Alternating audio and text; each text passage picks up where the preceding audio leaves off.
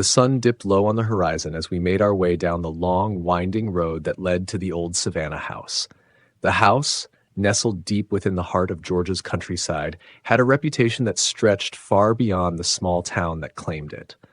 Stories of spirits, eerie sounds, and unexplained occurrences had drawn countless paranormal investigators over the years, each leaving with more questions than answers. I was the lead investigator for our team, and while I had seen my fair share of haunted places, something about this house felt different. Maybe it was the way the shadows seemed to cling to the walls, or the chill that hung in the air despite the warm evening. Whatever it was, I could sense that this investigation would be unlike any other. "Are you sure this is the right place, Wes?" Sherry, our resident skeptic and historian, asked from the back seat. Her voice carried a mix of curiosity and unease, something I wasn't used to hearing from her. I nodded, gripping the steering wheel a little tighter. "This is it, the old Savannah house. The reports we've gathered all point to this location." Sherry leaned forward, peering through the windshield as the house came into view. It was a grand two-story structure, but years of neglect had taken their toll. The once white paint was now peeling and faded, the windows dark and foreboding. A crumbling stone path led up to the front door, which hung slightly ajar as if inviting us in or daring us to enter. Connor, our tech expert, sat beside me, his gaze fixed on the house. Looks like it's seen better days," he muttered, adjusting his camera. Connor had a knack for capturing things that the naked eye couldn't see, and I had a feeling his skills would be put to the test tonight. "Perfect for a ghost hunt," I said, trying to lighten the mood. But even I couldn't shake the feeling that we were walking into something far more sinister than we had anticipated. We parked the car and began unloading our equipment. The air was thick with the scent of earth and decay, a constant reminder of the house's age and the lives that had passed through it. As we approached the front door, I couldn't help but notice how quiet it was. No birds, no crickets, just an unsettling silence that seemed to echo off the walls of the house. "Ready?" I asked, turning to the team. Sherry nodded, though I could see the apprehension in her eyes. Connor was already setting up his camera, his focus solely on the task at hand. We stepped inside, the wooden floorboards creaking under our weight. The foyer was dimly lit by the fading daylight, casting long shadows across the walls. Dust hung in the air, disturbed only by our presence. "Let's set up base camp here," I said, pointing to a small parlor off to the side. "We'll review our plans and start the investigation once the sun goes down." As we moved into the parlor, I couldn't help but feel like we were being watched. It was a sensation I'd experienced before, but here it was stronger, more intense. The hairs on the back of my neck stood on end, and I had to fight the urge to look over my shoulder. Sherry laid out the blueprints of the house on a small, dust-covered table. According to the records, this place was built in the late 1800s. The family that owned it was quite wealthy, but they fell on hard times after the death of their daughter, Emily. That's when the strange occurrences started. "Emily," I repeated, the name heavy on my tongue. "What happened to her?" "She died young, around 8 or 9 years old. The cause of death was never officially recorded, but there were rumors of an illness or an accident. Some say she fell from the attic window. Others claim she was taken by a sudden fever." Connor, who had been quietly setting up his equipment, spoke up. "And the family? What happened to them?" "They left the house shortly after Emily's death," Sherry replied, her voice softening. "The mother was institutionalized, and the father disappeared, leaving the house abandoned. Since then, it's changed hands several times, but no one has stayed for long. The stories of hauntings began shortly after the family left." I leaned over the blueprints, tracing the outline of the house with my finger. "And the attic, where Emily supposedly fell. We'll need to spend some time up there." "That's where most of the activity has been reported," Sherry agreed. "People have heard a child's laughter, footsteps, and even glimpses of a little girl in white." "Then that's where we'll start tonight," I said, standing up. "But first, let's finish setting up. We have a long night ahead of us."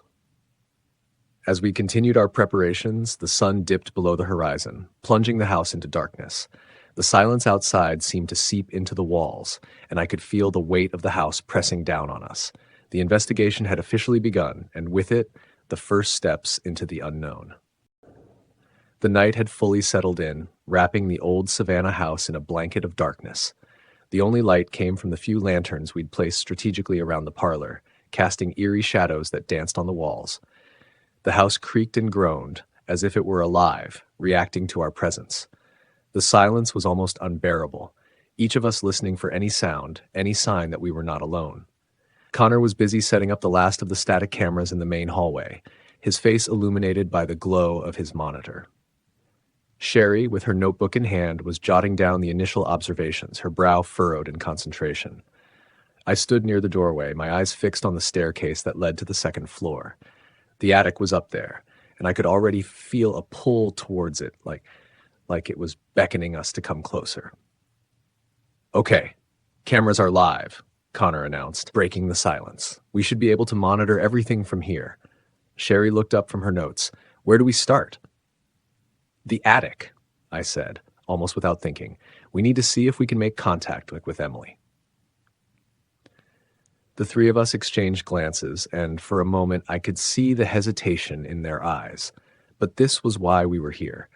We gathered our gear and made our way to the staircase. The steps creaked under our feet, each one louder than the last. The air grew colder as we ascended, the temperature dropping significantly.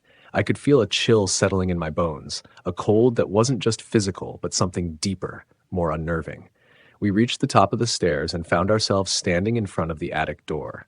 It was old, the wood cracked and splintered, the paint peeling away in long strips. I took a deep breath and pushed the door open. The attic was as I had imagined. Dimly lit, cluttered with old furniture covered in dusty sheets and cobwebs hanging in the corners. The air was thick with the smell of decay and something else, something sweet and sickly. It was as if the room itself had been sealed off from the world for decades, untouched and forgotten. Sherry stepped inside first, her flashlight sweeping across the room. "This is where it happened," she whispered, almost to herself. Connor followed, setting up his equipment in one corner. "Let's see if we can get anything on the spirit box." I took my place near the center of the room, feeling the floorboards creak beneath my weight. I could feel the atmosphere growing heavier, the darkness pressing in around us. There was a palpable sense of anticipation, as if something was waiting just beyond our reach. Connor turned on the spirit box, the device crackling to life with bursts of static. "Is there anyone here with us?" he asked, his voice steady despite the tension in the room. "Emily, are you here?" For a moment, there was nothing but the sound of static. Then, faintly, a voice broke through, distorted, almost like a whisper. "Yes."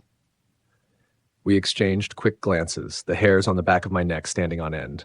"Emily," I said, stepping closer to the center of the room, "we're not here to harm you. We just want to talk. Can you show us a sign that you're here?" The spirit box crackled again, the voice clearer this time. "Play." Sherry looked at me, her eyes wide. "Play? What does she want to play?" I glanced around the room, my gaze falling on an old, dust-covered violin leaning against the far wall. "The violin," I said, pointing to it. "She must have played it when she was alive." Connor, always the one to take action, walked over to the violin and carefully picked it up. The strings were worn, some broken, but it still held its shape. He brought it back to the center of the room, placing it gently on the floor. "Emily," I said, trying to keep my voice calm, "this is your violin. Do you want to play it for us?" The spirit box remained silent for a few seconds. Then the word music crackled through the static. A sudden chill swept through the room, colder than anything we had felt before. The air seemed to hum with energy, and then, faintly, the sound of a single violin note echoed through the attic. Sherry gasped, taking a step back. "Did you hear that?" "I did," I said, my heart pounding in my chest. "Emily, can you play more for us?" The silence stretched on, tense and expectant. Then, slowly, a soft melody began to fill the room. The violin, untouched, was playing on its own. The notes were hauntingly beautiful, filled with a sorrow that seemed to seep into our very souls. We stood there, frozen, listening to the music of a long-dead child. It was as if Emily was reaching out to us, sharing her grief, her loneliness. The melody grew in intensity, the notes swirling around us, wrapping us in a cocoon of sound. Then, just as suddenly as it had started, the music stopped. The air in the attic grew still, the temperature returning to normal. The violin lay silent on the floor, the strings vibrating slightly as if touched by invisible hands. None of us spoke for a moment, the weight of what had just happened sinking in. I finally broke the silence. We need to find out more about what happened to her. Sherry nodded, her face pale. There's more to this than just a tragic accident. I think she's trying to tell us something. Connor was already packing up his equipment, his hands shaking slightly. Let's get back downstairs and review the footage. There might be something we missed. As we made our way out of the attic, I couldn't shake the feeling that we were being watched. Emily's presence lingered in the air, a silent reminder that she was still here, waiting for us to uncover the truth. And deep down, I knew that this was only the beginning. Back downstairs, the tension hung thick in the air. We gathered around the small table in the parlor, reviewing the footage from the attic. The room was dimly lit, shadows stretching across the floor as the video played on Connor's laptop. The screen flickered with grainy images, but it was enough to capture the haunting melody of the violin and the eerie stillness that followed. "Listen," Sherry said, pointing at the screen. "You can hear the violin even though no one was near it.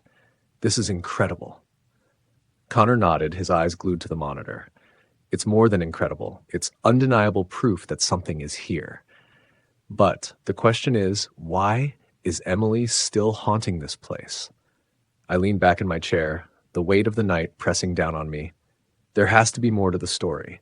Tragic deaths usually leave behind restless spirits, but Emily seems different. She's not just lingering, she's trying to communicate, trying to tell us something. Sherry, ever the researcher, pulled out the old journal she had found earlier, flipping through the pages. This journal belonged to the house's original owner, a man named Harold Thompson. He was a wealthy businessman who built the Savannah house for his family in the late 1800s. But there's something strange here, something about his daughter. Connor looked up from the laptop. "His daughter? You mean Emily?" Sherry nodded, her finger tracing a passage in the journal. According to this, Emily was a gifted violinist, loved by everyone in the town, but one night she just disappeared. There were rumors that she had been taken by someone or something in the night. Harold was devastated. He searched for her for weeks, but she was never found, not until her body was discovered in the attic years later. A chill ran down my spine. "She was in the attic the whole time?" Sherry's voice trembled as she continued. "Yes, but there's more. The journal hints at something darker. Harold believed that Emily's disappearance was linked to the house itself, that it was cursed or that something within it had taken her." Connor frowned. "A curse? That sounds a bit far-fetched, even for us." I shook my head. "Not necessarily. We've seen plenty of cases where a place was tied to something evil, something that feeds on the living. What if Emily wasn't just a victim of a tragic accident? What if something took her, something that still resides in this house?" Sherry closed the journal, her expression grim. "If that's the case, we need to figure out what it is and how to stop it. But we're dealing with something powerful, something that's been here for over a century." The room fell silent, the gravity of our situation settling in. We were no longer just investigating a haunted house. We were facing something ancient, something malevolent that had claimed the lives of those who once lived here. "We should start by exploring the rest of the house," I suggested. "If Emily's spirit is still here, maybe there are other clues that can help us piece together what happened to her." Connor nodded, already packing up his equipment. "Agreed. But we need to be careful. Whatever took Emily could still be here, and it might not be happy that we're digging into its past." Sherry stood, her face pale but determined. "I'll check the library. If there's any record of what happened in this house, it'll be there." "I'll head to the basement," Connor said. "If there's something hidden in this house, that's where it'll be." "And I'll go back to the attic," I said, my voice steady despite the fear gnawing at my insides. "There's something up there that we missed, something Emily is trying to show us." We split up, each of us heading into the unknown, driven by the need to uncover the truth. The house seemed to grow darker as I made my way back to the attic, the shadows lengthening, the air thick with anticipation. The stairs creaked under my feet, and I could feel the presence of something watching me, waiting for me to discover its secrets. As I reached the attic door, I hesitated, my hand hovering over the doorknob. I could hear faint whispers on the other side, voices that weren't there before. Taking a deep breath, I pushed the door open and stepped inside. The attic was just as we had left it, dim, cluttered, and oppressive. But there was something different now, something I hadn't noticed before. In the far corner of the room, partially hidden under an old sheet, was a small, ornate chest.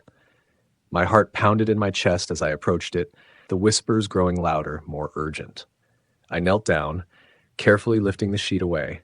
The chest was old, the wood darkened with age, the metal hinges rusted. There was something about it that felt wrong, something that made my skin crawl. I reached out, my hand trembling, and slowly opened the chest. Inside, wrapped in a tattered piece of cloth, was an old leather-bound book. I picked it up, the leather cool and smooth under my fingers, and carefully opened it. The pages were filled with strange symbols, drawings of dark rituals, and passages written in a language I didn't recognize. It was a grimoire, a book of dark magic, of curses and summoning. As I flipped through the pages, a chill ran through me. This was it. This was what had taken Emily. The curse that had claimed her life was written here, hidden away for decades. But as I read further, I realized something even more terrifying. The curse wasn't just a one-time ritual. It was a cycle, one that repeated itself every generation, claiming the lives of those who lived in the house. I closed the book, the weight of the discovery pressing down on me. Emily wasn't just a victim, she was the first. And now, over a century later, the curse was active again, waiting to claim its next victim. And we were in its sights. As I stood in the attic, the weight of the grimoire heavy in my hands, I realized that we were dealing with something far more dangerous than a simple haunting. This curse had claimed Emily's life, and now it threatened to consume us as well. My thoughts raced as I tried to make sense of what I had just discovered.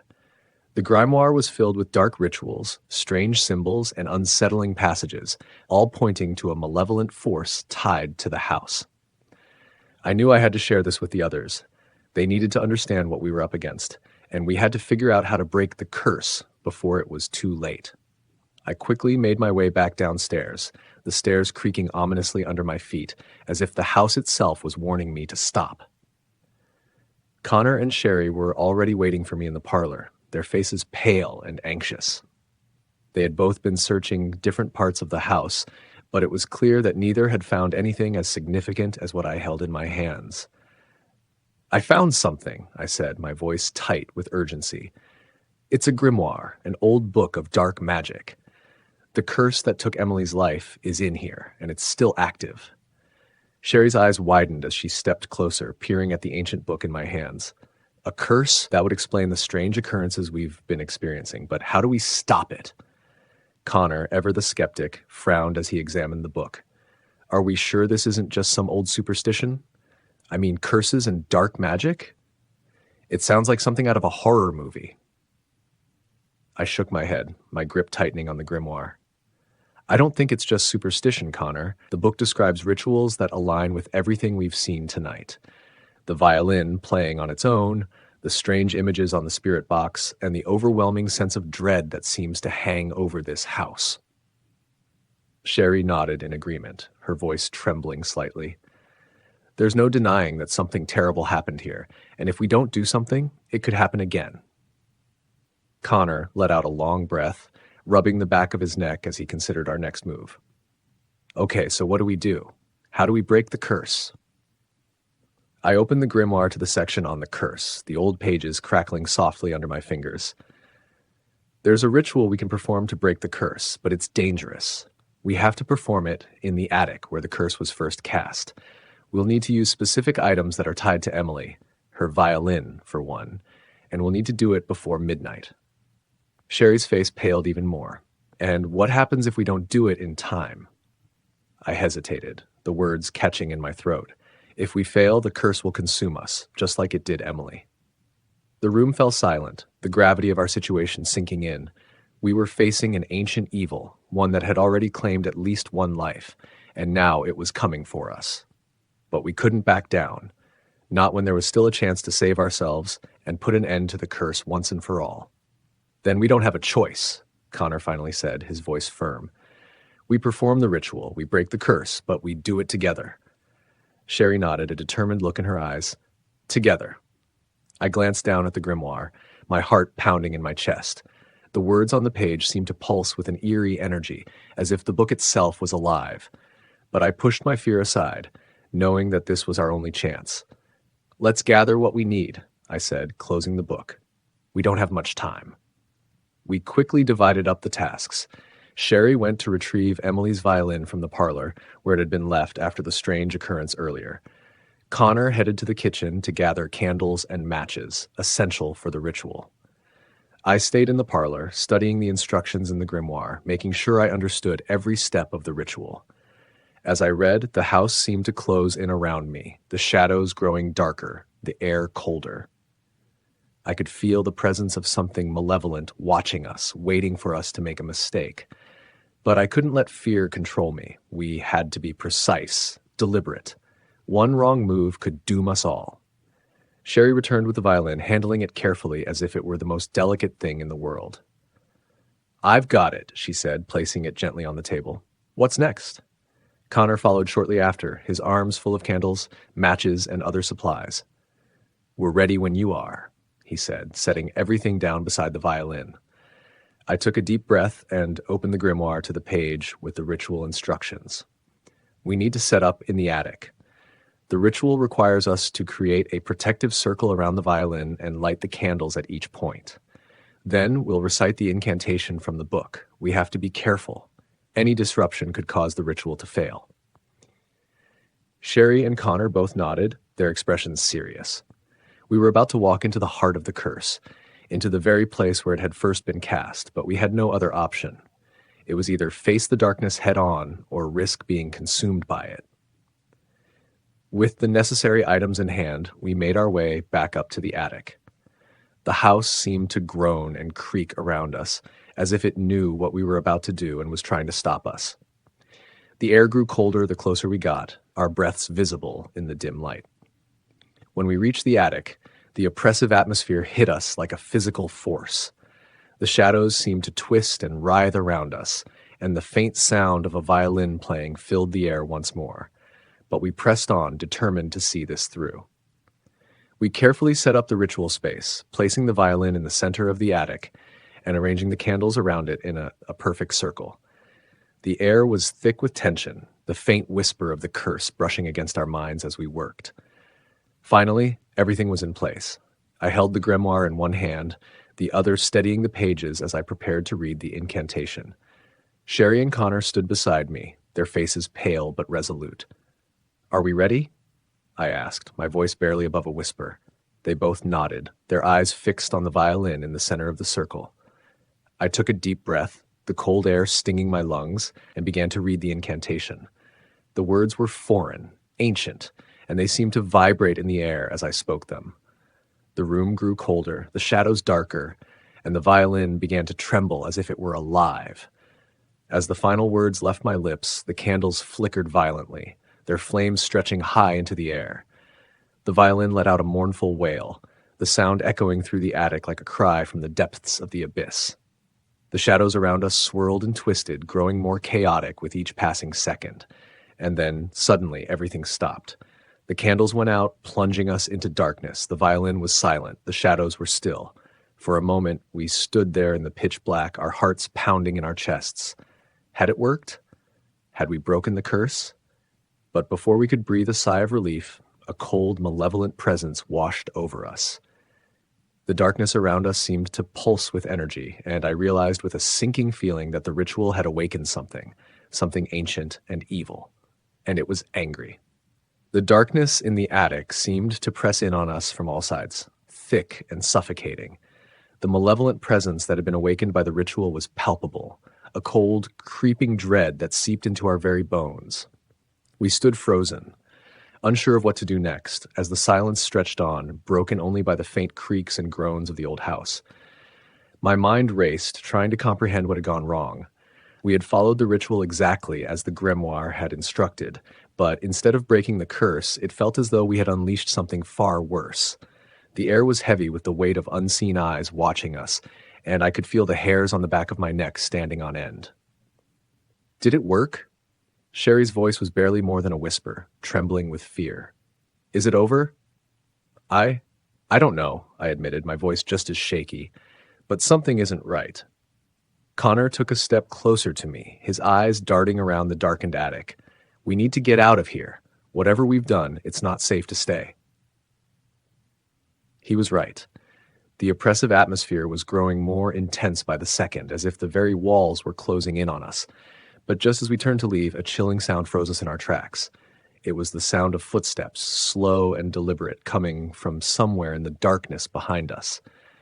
We whipped around, our eyes straining to see in the pitch black.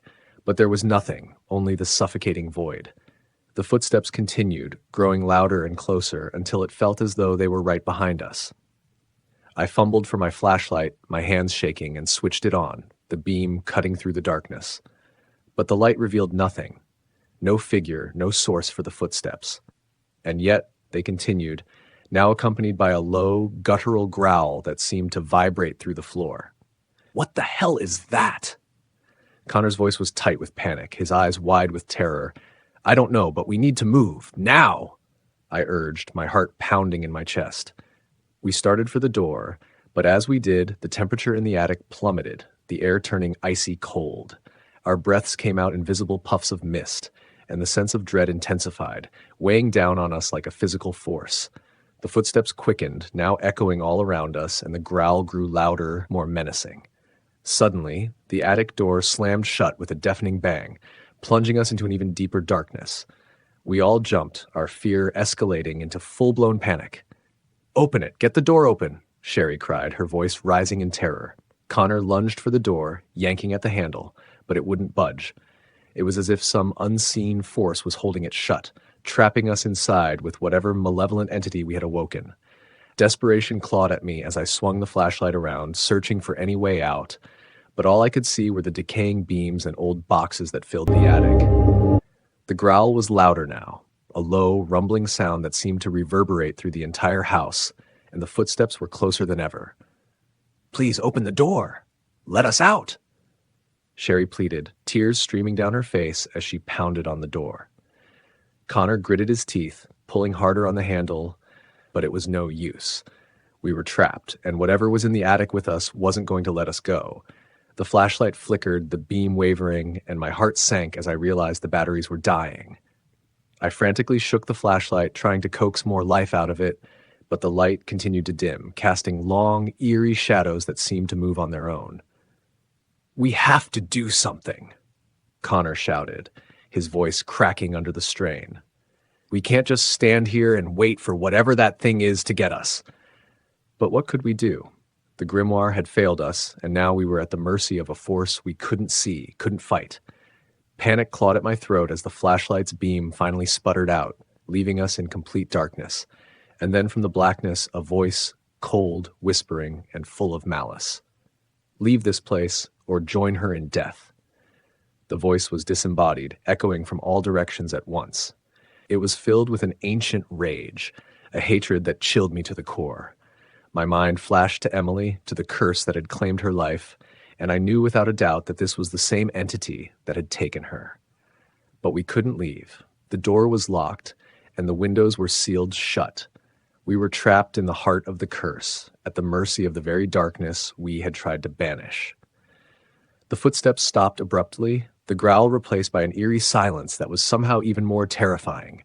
And then the voice came again, closer this time, right next to my ear. Join her, in the darkness. A cold hand suddenly gripped my shoulder, and I screamed, instinctively spinning around to confront whatever had touched me. But there was nothing, only the suffocating blackness and the cold air pressing in on all sides.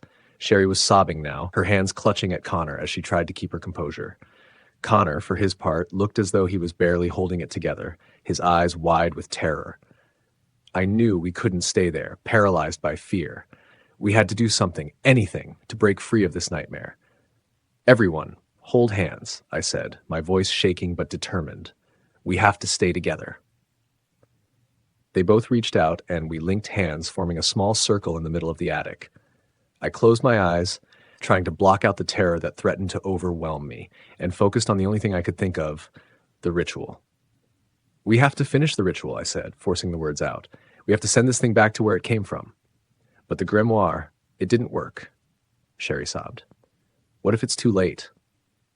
We don't have a choice, I replied, my voice firm. We have to try. With trembling hands, I fumbled for the grimoire in the darkness, flipping to the page with the incantation.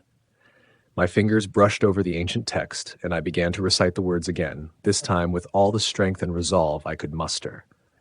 The darkness seemed to swell around us, the cold growing more intense, but I kept going, the words spilling from my lips in a desperate attempt to banish the evil presence. As I spoke, the cold hand on my shoulder tightened, its grip like iron, and I could feel the malevolent energy trying to pull me down into the darkness. But I refused to stop, even as the pressure grew unbearable, even as the darkness seemed to reach into my very soul. And then suddenly, the grip loosened. The air around us began to warm, the oppressive atmosphere lifting ever so slightly. The growl faded into nothingness, and the footsteps ceased. I kept chanting, my voice growing stronger with each word, until finally, with a final, resounding syllable, the darkness around us exploded in a burst of blinding light. The force of the light threw us back, and I felt myself tumbling to the floor, the grimoire slipping from my grasp. I landed hard, the air knocked out of me, but I was alive. I was still here. For a long moment I lay there, gasping for breath, my mind struggling to comprehend what had just happened. But as the light faded, I realized that the oppressive darkness was gone. The malevolent presence had vanished, leaving only a faint echo of its power in the air. Slowly, I pushed myself up, my body aching from the fall. Connor and Sherry were beside me, both shaken but alive. "Did we do it?" Sherry asked, her voice barely audible, as if she was afraid to believe it. I nodded, still catching my breath. "I think we did." Connor helped me to my feet, his eyes scanning the now empty attic. "We're alive. It's over." The realization washed over us like a wave, and we collapsed into each other's arms, trembling with relief. We had faced the darkness, and somehow we had survived. But as I looked around the attic, the grimoire lying open on the floor, I couldn't shake the feeling that we had only just begun to understand the true power of the curse. The darkness may have been banished for now, but it was still out there, waiting for its next chance to strike. And deep down, I knew that this was not the end. It was only the beginning. We stumbled out of the attic, down the creaking staircase, and into the living room. The house felt different, lighter perhaps, but there was a heaviness in our hearts that couldn't be shaken. The events of the night had left their mark, and the shadows of what we had faced seemed to cling to us, refusing to let go. Sherry sank into the old couch, her face pale and drawn. "I can't believe it's over," she whispered, though her tone suggested she wasn't entirely convinced. I looked around the room, taking in the faded wallpaper, the dusty furniture, the remnants of a life that had once been lived here. The house had been cleansed, but the memories of what we had done, what we had faced, remained vivid and raw. "It doesn't feel like it's over," I admitted, my voice barely louder than a whisper. "There's something unfinished." Connor, who had been pacing near the doorway, turned to us, his expression grim. "We may have driven it back, but I don't think it's gone for good. This place, it's still cursed." He was right. Even in the aftermath of our battle, the house still felt wrong. There was an undercurrent of unease, a sense that something malevolent still lingered in the corners, watching, waiting. "We can't stay here," Sherry said, her voice trembling. "Not after everything that's happened. We need to leave, get far away from this place." I nodded in agreement. The thought of spending another night in that house was unbearable. We had survived, but at what cost? The darkness we had faced had left scars, both physical and emotional, and the idea of staying here where it had all happened was too much to bear. But as we gathered our things, preparing to leave, a thought struck me, an uneasy realization that settled in the pit of my stomach. "What if it follows us?" I asked, voicing the fear that had been gnawing at me. "What if the curse isn't tied to this house, but to us now?" The room fell silent, the weight of my words sinking in. Sherry's eyes widened in fear, and Connor stopped in his tracks, the implication hanging in the air like a dark cloud. "You think it's attached to us?" Sherry asked, her voice shaking. "I don't know," I admitted, the uncertainty gnawing at me. "But we've been touched by it, by the curse. What if it doesn't let us go? Connor cursed under his breath, running a hand through his hair. We need to find out. There has to be something in that grimoire, something we missed. Reluctantly, we returned to the attic, the room still eerily silent after the chaos that had ensued there. The grimoire lay open on the floor, the ancient pages glowing faintly in the dim light. I knelt beside it, flipping through the brittle pages, searching for any clue, any hint of what might come next. And then, there it was, an entry near the back of the book, written in the same archaic script as the ritual. My heart skipped a beat as I read the words aloud. The curse, once awakened, will bind itself to the souls who invoked it. The darkness shall follow them, a shadow that cannot be escaped. To sever the tie, one must return what was lost and undo the wrong that was done. A chill ran down my spine as the meaning of the words sank in. The curse wasn't just tied to the house, it was tied to us, and it would follow us wherever we went, unless we could find a way to undo the damage we had caused. We have to find what was lost, I said, my voice trembling with the weight of the revelation. Whatever it was that started this curse, we have to return it. But how? Sherry asked, her voice laced with desperation. We don't even know what it is, or where to find it. Connor frowned, deep in thought. Maybe it's something in the house, something that belonged to Emily, or to the spirit that cursed her. Or maybe, I said, my mind racing, it's something deeper. Something from the past, something that was taken or destroyed. The realization hit us all at once. The key to ending the curse, to truly freeing ourselves from its grip, lay not just in the present, but in the past. We had to dig deeper, uncover the truth of what had happened here, and set it right. We need to find out more about this place, about Emily and the curse, I said, feeling a sense of purpose amidst the fear. There has to be a way to break the bond, to end this once and for all. Sherry nodded, though her eyes were still filled with fear.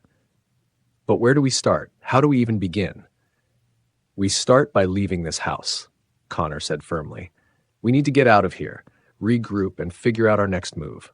There's nothing more we can do here tonight. We gathered our things quickly, the urgency of the situation spurring us into action. The house seemed to watch us as we moved, its walls whispering secrets we could not yet understand. But we knew one thing for certain. We could not stay. As we stepped out into the cold night air, the sense of unease lingered, the shadows of the house seeming to stretch out towards us, as if reluctant to let us go. We hurried to the car, our footsteps echoing in the stillness, and as we drove away, I couldn't shake the feeling that the darkness was following us, just out of sight. But we had a plan now, a way forward. The curse might have bound itself to us, but we would not let it destroy us. We would find what was lost, uncover the truth, and end the curse for good. As the house faded into the distance behind us, I knew that our journey was far from over. The shadow of the curse still loomed over us, a dark cloud that would not be dispelled easily. But we had survived this far, and we would keep fighting no matter what it took. Because now, it was not just about survival, it was about redemption, and we would not rest until the curse was broken, once and for all. We drove in silence, the events of the night weighing heavily on all of us. The road ahead was dark, illuminated only by the car's headlights, and the sense of something unfinished gnawed at me. The curse was still with us, an unseen presence lurking in the shadows of our thoughts. As we reached the outskirts of town, I glanced in the rearview mirror, half expecting to see something, someone following us. But the road behind was empty, swallowed by the night. Still, I couldn't shake the feeling that the curse was not bound by physical distance. We can't just run, I said, breaking the silence. We need to figure out what the curse wants, what was lost. Sherry, sitting beside me, nodded. But how? Where do we even start? Connor, in the back seat, leaned forward. The grimoire mentioned something about undoing the wrong that was done. Maybe it's about justice. Maybe the curse is tied to a wrong that hasn't been righted yet. But who's wrong? Sherry asked. Emily's? The spirits? Or is it something older, something deeper? A thought struck me, something that had been buried in the back of my mind since we first entered the house. The diary, I said suddenly. Emily's diary. We need to go back and read it. Really read it. There might be something in there that tells us what happened. We found a motel on the edge of town. the kind of place that looked like it hadn't seen a visitor in years. It was dingy and run down, but it was a safe distance from the house, and that was all that mattered. Inside, the three of us huddled around the small table in the room, the grimoire and Emily's diary laid out before us. As I flipped through the pages of the diary, the words took on a new significance. They were the words of a young woman haunted by something she couldn't escape, a curse that had wrapped itself around her life and wouldn't let go. "Here," I said, pointing to an entry near the end. "Listen to this." The entry was dated just days before Emily's death. "I know now that I cannot escape what has been done. The curse is not just on this house, it is on me, on my family. It has followed us for generations, feeding on our sorrow, our guilt. There is only one way to end it. I must return what was lost, give back what was taken. Only then can we be free." Connor leaned in closer, his brow furrowed. What did she lose? What was taken from her? I scanned the earlier entries, searching for clues. Then I found it, a brief mention, almost a throwaway line, in an entry written months earlier. "The locket is all I have left of her. Mother's memory, her spirit. I wear it always, as she did, to keep her close. But sometimes I feel like it's not just her that it keeps near. There are shadows in the corners of my mind, whispers in the dark. I'm afraid of what they might mean." "The locket," I said, feeling a chill run down my spine. It must have belonged to her mother. Maybe it's the key to the curse. "But what happened to it?" Sherry asked. "Did Emily lose it?" The next few entries were more frantic, Emily's handwriting growing more erratic as the days passed. "It's gone. I can't find it anywhere. The shadows are growing stronger, the whispers louder. I'm so afraid. I have to find it. I have to set things right before it's too late." I looked up from the diary, meeting Sherry's wide eyes. She lost it, and without it, the curse couldn't be stopped. Connor stood, his expression resolute. "We need to find that locket. It's the only way to end this." The next morning, we drove back to the house. The sun was just beginning to rise, casting long shadows over the property. The house looked different in the daylight, less menacing, almost peaceful. But we knew better. Inside, the air was thick with the lingering presence of the curse, but there was also a sense of anticipation, as if the house knew we were here to end it. We retraced our steps through the house, searching every room, every corner for any sign of the locket. Hours passed with no luck, and the weight of the curse seemed to press down on us, growing heavier with each passing minute. Finally, we returned to the attic, the place where the curse had seemed strongest. It was there in the corner of the room that Sherry found it, a small, silver locket hidden beneath a loose floorboard. The metal was tarnished, the chain broken, but it was unmistakably the one from Emily's diary. "We have to return it," I said, my voice steady despite the fear gnawing at my insides. "We have to set things right." We took the locket to the family graveyard, located just behind the house. The graves were old, the stones worn and weathered by time. But there, in the center, was Emily's mother's grave, the inscription barely legible. I knelt by the grave, placing the locket at the base of the headstone. As soon as it touched the ground, a wave of cold air swept over us, and the shadows seemed to lift, the oppressive weight of the curse dissipating like mist in the morning sun.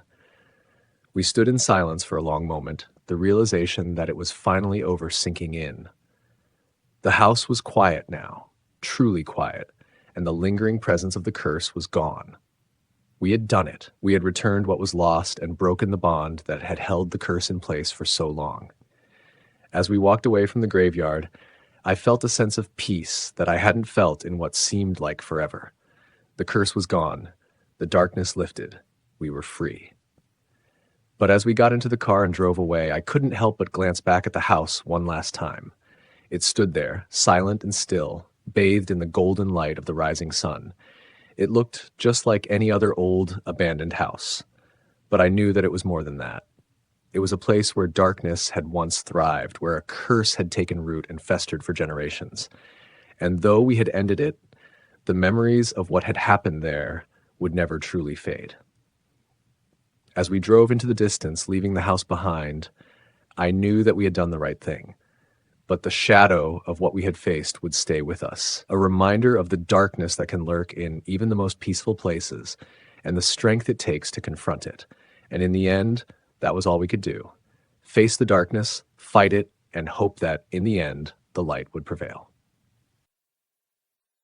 Thanks for watching. Don't forget to subscribe to the channel, like, comment, and share the video. See you next time.